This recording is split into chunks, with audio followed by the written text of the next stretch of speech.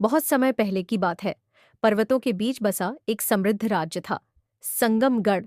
इस राज्य की रानी थी नूरजहां, जिसकी सुंदरता की मिसाल दूर दूर तक दी जाती थी।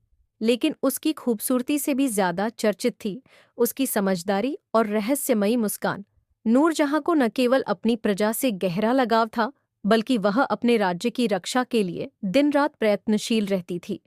लोग कहते थे कि उसकी आंखों में एक जादू है, जो भी उन्हें देखता उसका दिल शांति से भर जाता। लेकिन महल में एक रहस्य था। महल के पिछले हिस्से में एक पुराना दरवाजा था, जिसे कभी खोला नहीं जाता था। कहा जाता था कि वहां कोई जादुई चीज छिपी हुई है, जिसे देखने की किसी में हिम्मत नहीं थी। एक दिन नूर जहां अपनी बालकनी में खड़ी थी, जब उसने देखा कि एक छोटा बच्चा महल के बगीचे में खेलते खेलते उस दरवाजे के पास चला गया। दरवाजा खुद ब खुद खुल गया।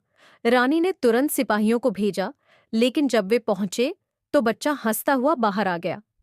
अंदर क्या देखा? रानी ने प्यार से पूछा। रानी साहिबा, वहां तो एक बड़ा सा आईना है, जिसमें मैंने अपनी परछाई देखी। बच्चे ने मासूमियत से जवाब दिया। रानी मुस्कुराई।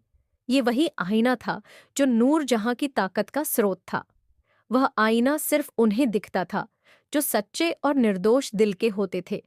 वास्तव में उस आईने में नूर जहां का अक्स नहीं दिखता था।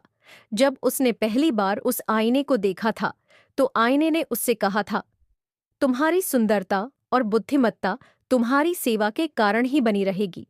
जब तक तुम्हारा हृदय सच्चा है, तब तक तुम्हारी खूबसूरती अमर रहेगी। नूर जहां ने अपने राज्य को एक परिवार की तरह संभाला और कभी किसी पर अन्याय नहीं किया। वर्षों बाद जब नूर जहां बूढ़ी हो गई, तब भी उसकी आंखों में वही चमक और चेहरा वैसा ही नूरानी था।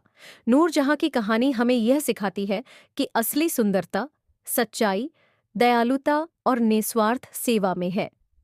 बाहरी रूप कभी न कभी ढल जाता है,